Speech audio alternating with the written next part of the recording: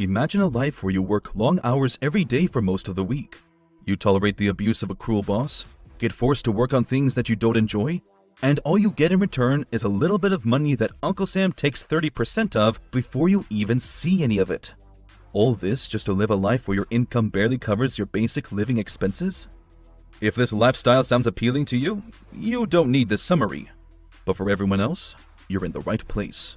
Welcome to the complete summary of Rich Dad, Poor Dad by Robert Kiyosaki. It's one of the most successful books on personal finance ever written, and today I'm going to share the top 5 takeaways from the book. Takeaway number 1. Rich people buy assets, poor people buy liabilities. If you consider the house you live in your greatest asset, you're not rich. Probably not even upper middle class. Most people in general don't know what an asset is. Let's do a little test. Is your recently bought iPhone an asset? No, it's not. Is your BMW an asset? Nope, definitely not. Is owning a part of a company an asset? Yep, absolutely. In fact, if you bought your BMW for a business where you rent out cars, then sure, it's an asset since it makes you money.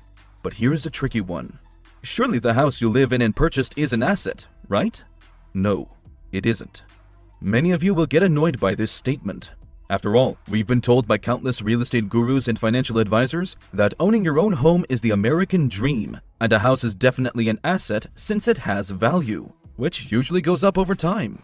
Sure, that's the technical MBA finance definition. But if you want to be rich, that's not a useful definition. Allow me to redefine an asset the way the rich view them. An asset is something that puts money in your pocket. A liability is something that takes money out of your pocket. That's it. There is a word for this. It's called cash flow. This is the difference between being rich only on paper and actually having money in the bank that you can spend. Now let's look at how a rich person acts when making money compared to a poor person. After receiving their income, the first thing the rich do is buy assets. They will invest a portion of their money into stocks, bonds, and real estate. Note, this real estate is separate from the house they live in. They buy cash-flowing residential or commercial properties. Or they buy REITs. You get the picture. Each of these will generate cash flow and make them even wealthier in the long run. The middle class earns their money from a well-paid job, but the moment they get their salary, they spend it on liabilities which they think are assets. Possessions such as TVs, cars, and vacation homes. You might look rich, and your friends might admire you for it, but you will never actually be rich if you practice these dumb financial habits. But isn't it risky to be in the stock market? What if there's another financial collapse? Good question. But here's a better question. Which is more likely to lose money? Investing in a diversified portfolio in the stock market over a long time, or a brand new car? It's funny how people somehow justify buying a new car, which is guaranteed to lose about 20% of its value right out of the lot, but they think that buying financial assets is stupid because they might lose money. The delusional hypocrisy is unreal. Takeaway number 2. The power of corporations. The rich are greedy and evil, and they should pay more in taxes to support those who are less fortunate. The poor are pathetic and lazy, and taxes punish the productive members of society. These are the two opposing views that society holds when it comes to taxes. I'm sure you've all heard the story of Robin Hood. You know, the guy who takes from the rich and gives to the poor. Inspired by this tale, the poor and the middle class invented taxes. The purpose is to create a more equal society where everyone is included. But the rich are too smart for this system. What ends up happening is that instead of taking from the rich and giving to the poor, the government is taking from the middle class and giving to the poor. Rich people find all types of legal strategies and vehicles to protect their hard-earned money. One such vehicle is corporations. Corporations are good for two things primarily. First and foremost, it allows you to pay less tax. Taxes are the number one expense of the average American and Canadian household. Most people in the middle class effectively work 5 months of the year just for the government because they pay up to 40 to 50% in taxes. People pay tax before they get their salary, every time they buy something, and even when they die. Warren Buffett, who's the third wealthiest man on the planet, is famous for paying less in tax than his secretary. What a corporation allows you to do is to pay for expenses before paying taxes.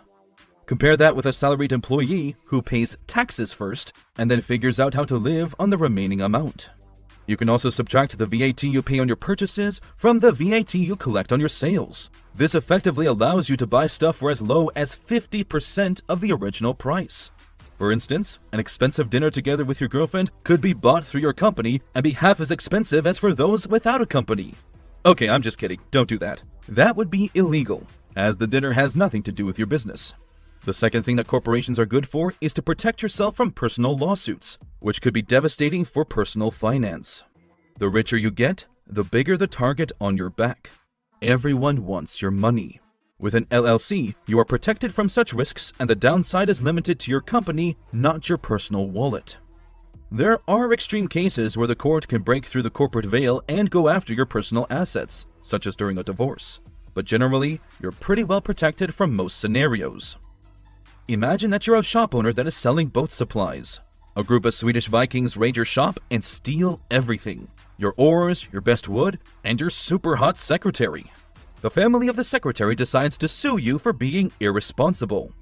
You were silly enough to announce free meat outside your shop during times of Viking invasions. It was kinda your fault.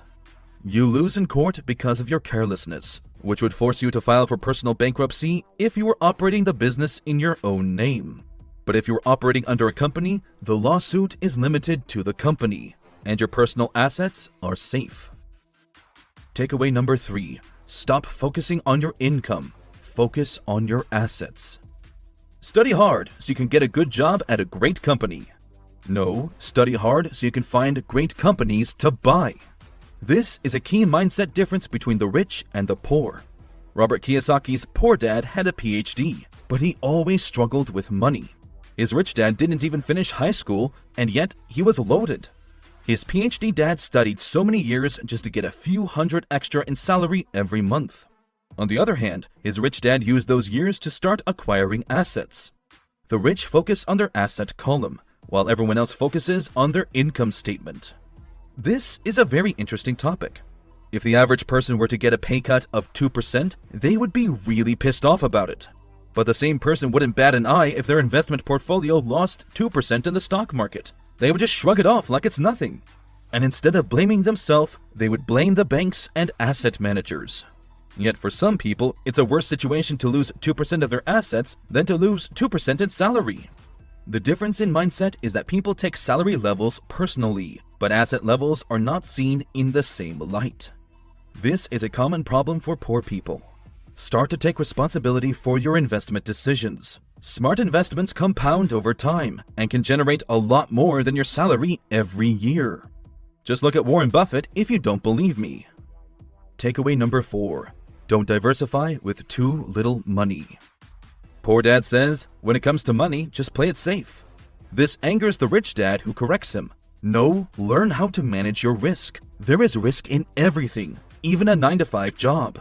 There is no reason to diversify your portfolio if you only have a small fortune.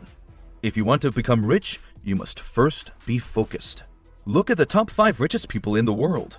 These are the rankings from 2023. Elon Musk, net worth $219 billion, CEO of Tesla.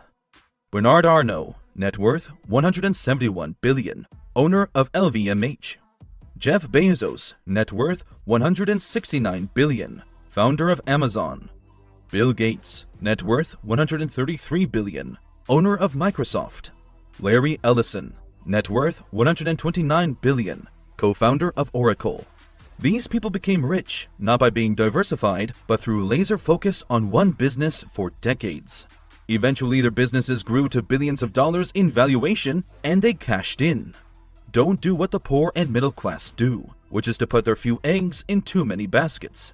Instead, focus and put them in a few select ones. If your savings are small compared to your annual salary, I think this is especially true.